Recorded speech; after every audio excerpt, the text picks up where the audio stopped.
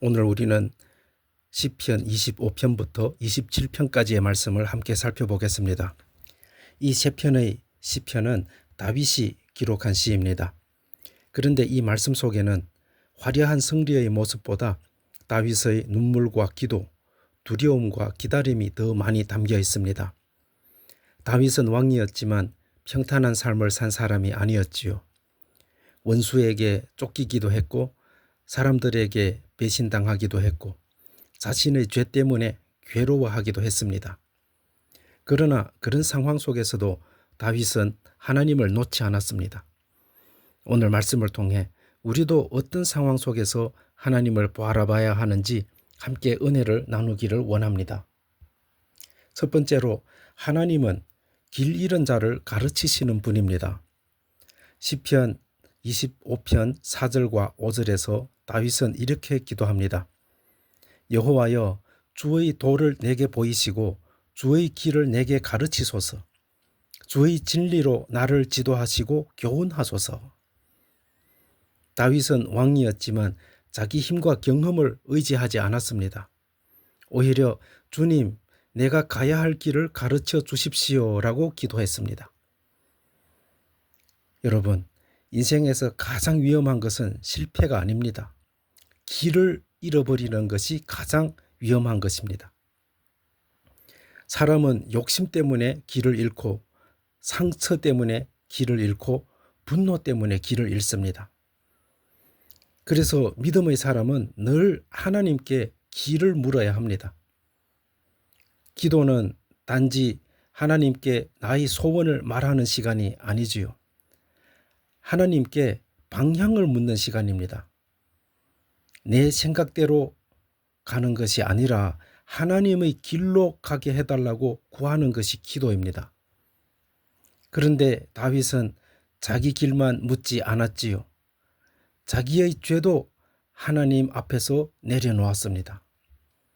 시편 25편 7절에서 여호와여, 내 젊은 시절의 죄와 허물을 기억하지 마십시오라고 다윗은 기도했습니다.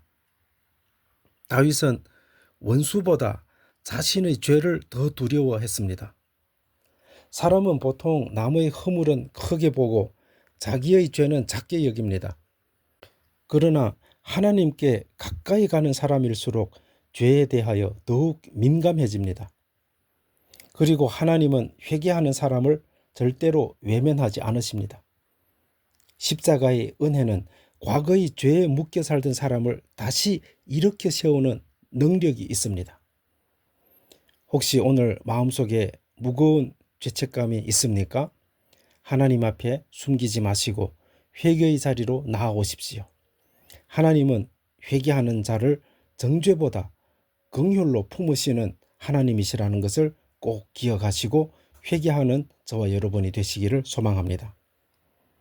두 번째로 하나님은 정직한 예배자를 기뻐하십니다. 시편 26편에서 다윗은 이렇게 고백합니다. 내가 나의 완전함에 행하였습니다.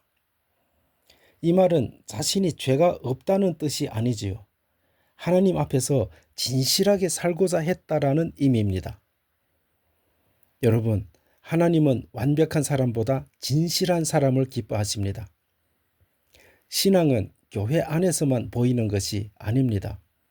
우리의 삶 속에서 나타나야 합니다.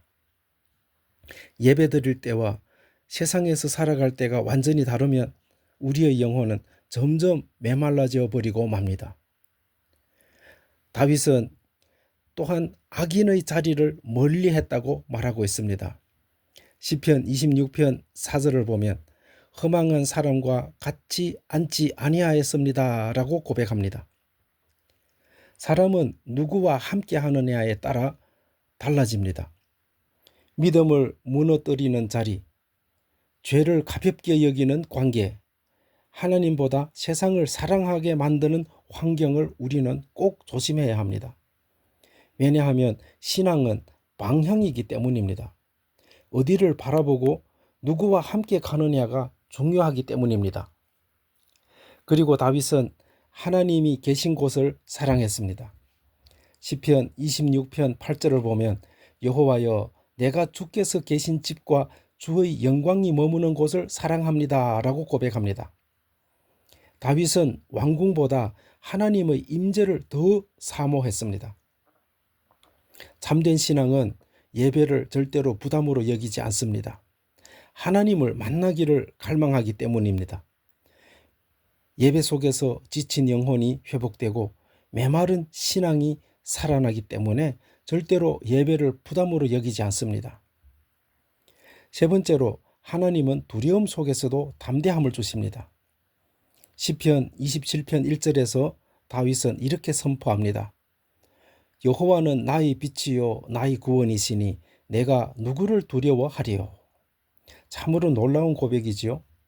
다윗의 환경이 좋아졌기 때문이 이런 고백을 한 것이 아닙니다. 원수가 사라졌기 때문도 아닙니다.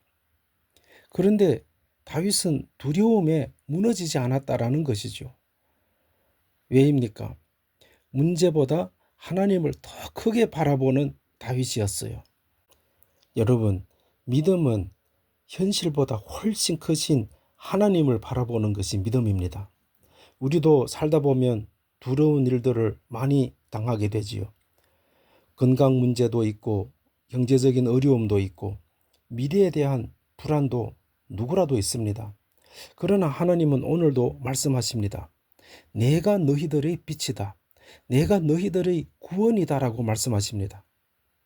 그리하여 다윗은 이어서 이렇게 고백합니다.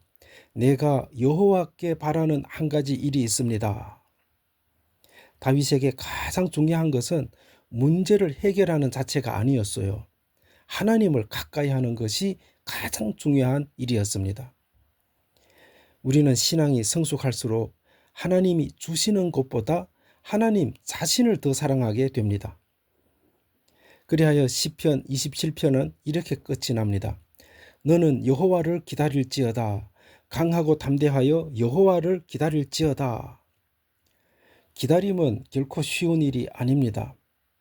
그러나 믿음은 빨리 응답받는 능력이 아니라 끝까지 하나님을 붙드는 능력입니다. 하나님의 때는 늦는 것 같아도 가장 정확합니다. 여러분, 시편 25편부터 27편까지의 말씀은 눈물 가운데 드려진 다윗의 기도였습니다. 그러나 동시에 하나님을 붙든 다윗의 승리의 고백이기도 했습니다. 다윗은 완벽한 사람이 아니었습니다. 넘어지기도 했고 죄를 짓기도 했고 두려워하기도 했습니다. 하지만 그는 끝까지 하나님께로 나아갔습니다. 오늘 우리도 마찬가지입니다. 길을 잃었습니까? 하나님께 길을 물어야 합니다.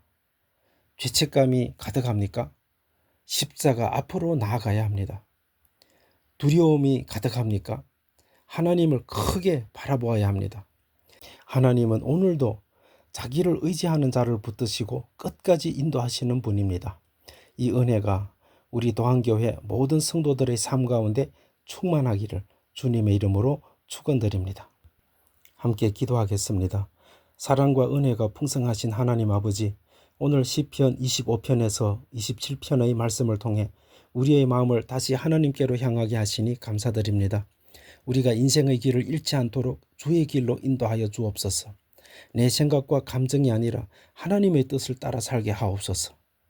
주님, 우리의 연약함과 우리의 죄를 긍휼히 여겨 주옵소서. 십자가의 은혜로 우리를 새롭게 하시고 정결한 마음으로 주님 앞에 서게 하옵소서. 두려움과 염려 가운데 있는 성도들에게 하늘의 담대함을 허락하여 주옵소서. 환경보다 크신 하나님을 바라보게 하시고 끝까지 믿음으로 기다릴 수 있는 힘을 주옵소서. 우리의 예배가 형식이 아니라 하나님을 진심으로 사랑하는 예배가 되게 하시고 매일의 삶 속에서도 주님과 동행하게 하옵소서. 병든 자에게 치유를, 낙심한 자에게 위로를, 지친 자에게 새 힘을 허락하여 주옵소서. 우리 교회가 세상 속에서 빛과 소금의 사명을 감당하게 하시고 복음을 담대히 전하는 공동체가 되게 하옵소서. 모든 영광을 하나님께 올려드리며 우리를 끝까지 붙드시고 인도하시는 예수 그리스도의 이름으로 기도드립니다. 아멘.